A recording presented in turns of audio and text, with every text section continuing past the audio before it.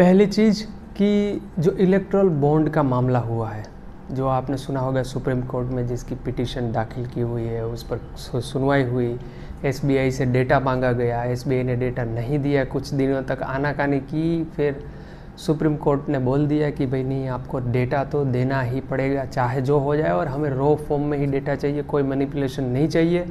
और फिर डेटा दिया एसबीआई ने, और फिर उसका एफिडेविट भी सुप्रीम कोर्ट ने करवाया कि आप जो डेटा दे रहे हैं वो रॉ फॉर्म में है, उस पर कोई छेड़छाड़ नहीं हुई है, ये हमें लिख के दे दीजिए। तो उसका एफिडेविट भी हो गया है। तो अभी डेटा हमारे पास है, 2-3 दिन हल्ला हुआ, लेकिन अभी के लिए फ़िलहाल सब शांत हो गया है।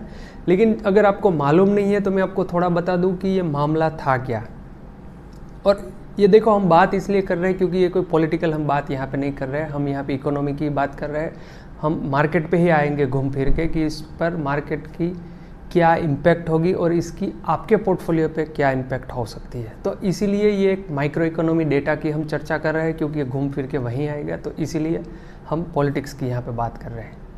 तो बात ये हुई कि ये जो इलेक्ट्रल बॉन्ड का मामला है, तो ये जो गवर्नमेंट अभी है, सिटिंग गवर्नमेंट, उन्होंने ये किया कि अभी तक क्या हो रहा था, जो भी पार्टीज़ थी वो फ़ंड ले रही थी, लेकिन वो 2 नंबर में फ़ंड ले रही थी, बैंक अकाउंट में नहीं ले रही थी। मतलब कोई एक पार्टी को आप सपोर्ट कर रहे हैं, अगर आपको कुछ सपोर्ट करना है 2 लाख, 10 लाख, 50 लाख, 5 करोड़ जो भी, तो आप उसको दे देते थे, और वो लोग वो फिर यूज़ करते थे अपनी जो भी पार्टी की एक्टिविटीज़ है, इलेक्शन है, वो सारी चीज़ों में।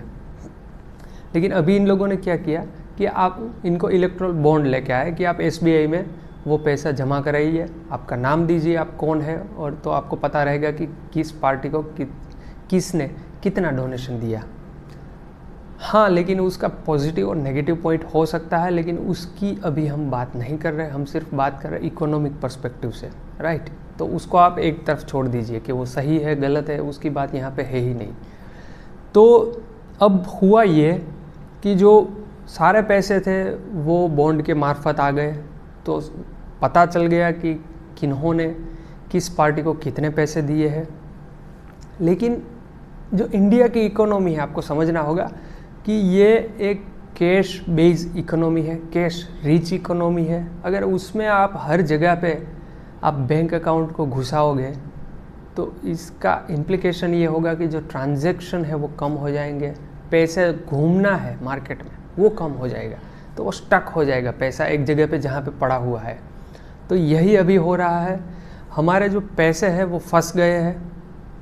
मतलब क्या होता है, जनरली जब हमारे इलेक्शन होते हैं तो पूरे देश में इतना पैसा बंटता है कि सारी इकोनॉमी चलने लगती है, क्योंकि हर जगह पे खाना चलता है, कोई ना कोई चीज़ें चलती है, कैश भी चलता है, vote for cash, cash for vote, उस तरह से। ठीक है, किसी को 500, 1000, 2000 रुपये दे दिए कि आप हमें वोट कर देना, या कोई चीज़ें दे दी, किसी को ऑयल दे दिया, किसी को वो शरबत दे दिया पीने के लिए, समझ रहे ना, मीठा शरबत, और बहुत सारी चीज़ें, मिक्सी दे दी, कई चीज़ें हमने सुनी है कि आप आटा मेकर और बर्तन, जितना आप सोच सको वो सारी चीज़ें, मतलब जैसा भी इलाका है, लोगों की जो बेसिक नीड है वहाँ पे, मतलब लोग जिसकी वैल्यू करते हैं वो चीज़ वहाँ का जो कैंडिडेट है, वहाँ की जो पार्टी है वो उनको मुहैया कराती है।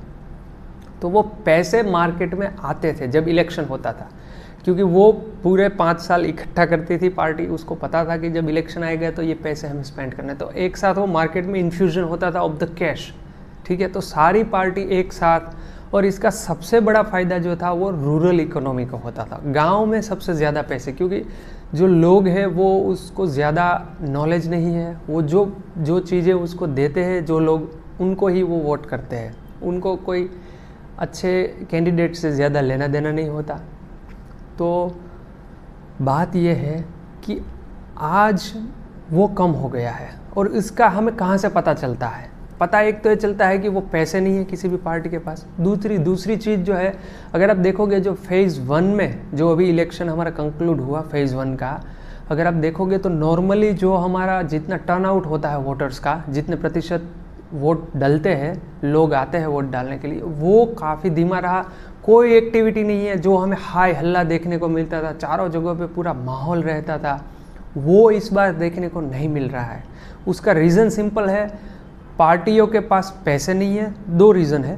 पहला ये है कि पार्टियों के पास पैसे नहीं है इतना स्पेंड करने के लिए कि वो पहले जो खुले बिल्कुल एकदम सब ओपन कर देते कि आओ भाई मौज करो लेकिन हमें वोट दे दो, वो बंद हो गया। सिर्फ सिलेक्टेड बहुत ही चुनिंदा काम होते हैं, बहुत ही चुनिंदा रैलीज भी हुई। और दूसरी चीज़ ये है कि इतना जो अभी सिटिंग है पार्टी, उन्होंने इतना हल्ला कर दिया कि अभी जो दूसरी पार्टी है उनको लग रहा है कि हमारा कोई चांस नहीं है। तो जो कैंडिडेट है वो अभी निराश है, वो सिर्फ अभी एक सर्वाइवल मोड में है कि चलो एक दो चुनाव निकाल देते हैं फिर तो हमको आना ही है, क्योंकि चेंज तो होना ही है। ये इलेक्शन का नेचर है पॉलिटिक्स का कि हर चीज़ बदलाव तो आता ही। तो ये लोग उनका वेट कर रहे हैं, तो इसलिए वो ज़्यादा अपने जो रिसोर्सेज है उसको ओवर यूज़ नहीं करना चाहते, मुझे ये लगता है। तो ये दो चीज़ें हैं।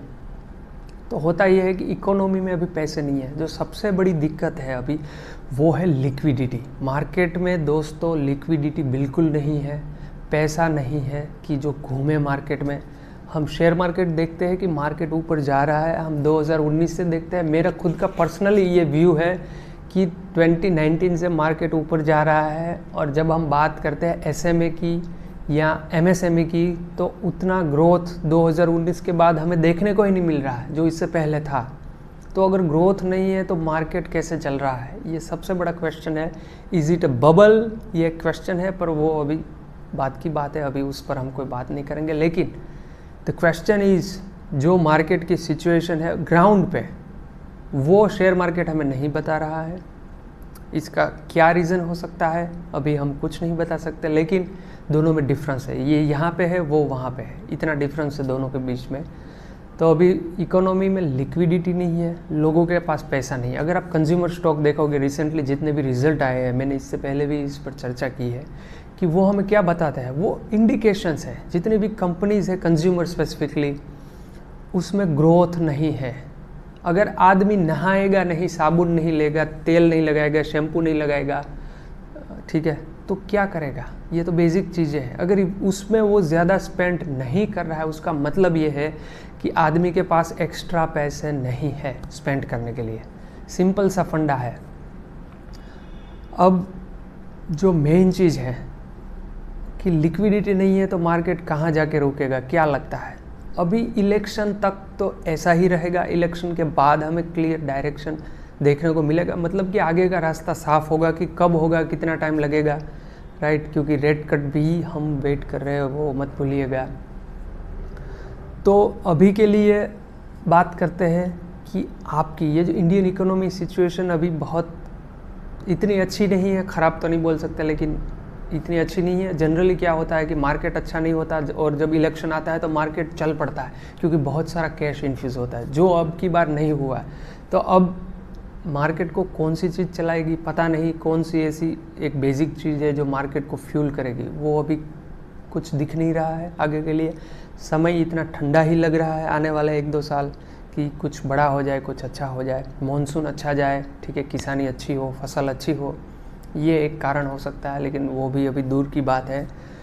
तो अभी के लिए आपके पोर्टफोलियो की बात करें, जैसे बताया कि आपका पोर्टफोलियो अभी कहीं नहीं जा रहा है, मार्केट ऊपर जा रहा है, नीचे आ रहा है, सिर्फ यही खेल रहा है, ऊपर नीचे का खेल। और जो रिटेल ट्रेडर है उसके पैसे जा रहे हैं, स्टॉप लॉसेस हिट हो रहे हैं आपके। जो भी स्ट्रेटजी है, कोई स्ट्रेटजी इस एनवायरनमेंट में काम नहीं करती। आपकी कैसी भी ट्रेंड फॉलोइंग हो या मूविंग एवरेजेस की हो, मोमेंटम हो, कोई भी स्ट्रेटजी हो, इस टाइम काम नहीं करती। आपको एक ट्रेड मिलेगा, जैसे ही आप ट्रेड ओपन करोगे थोड़ा बहुत प्रॉफिट होगा और फिर नीचे जाके आपका स्टॉप लॉस हिट हो जाएगा। यही चीज़ हो रही है पिछले 1 वीक से। हमने देखा कि ऑप्शन ट्रेडिंग में भी यही हुआ। 2-3 महीने में जितना पैसा कमाया था ऑप्शन ट्रेडरों ने, सारे पैसे चले गए। तो यही मार्केट की कंडीशन होती है, जिसमें आपको दूर देख के सिर्फ खड़े रह के ऑब्जर्व करना होता है कि हो क्या रहा है। समझने की आपको एक चेष्टा करनी चाहिए कि अभी मार्केट क्या कर रहा है। दूर रहिए, समझिए। लेकिन अगर आप इन्वेस्टर है, लॉन्ग टर्म के लिए इन्वेस्ट किए हैं, तो आपको कोई चिंता करने की ज़रूरत नहीं है। ये मार्केट सिर्फ ट्रेडरों के लिए ख़राब है, आपके लिए नहीं। आप बने रहिए जिसमें बनाई है अपनी पोजीशन। अगर नई पोजीशन बनाना चाहते हैं तो मेरे ख्याल से आपको थोड़ा रुक जाना चाहिए, जब तक कि ये इलेक्शन का रिज़ल्ट नहीं आ जाता। सब क्लियर हो जाएगा, उसके बाद आप अपने पैसे लगा सकते हैं। अगर आपके कोई क्वेश्चन है, सुझाव है, तो आप हमें ज़रूर पूछिए कमेंट में। तब तक के लिए धन्यवाद।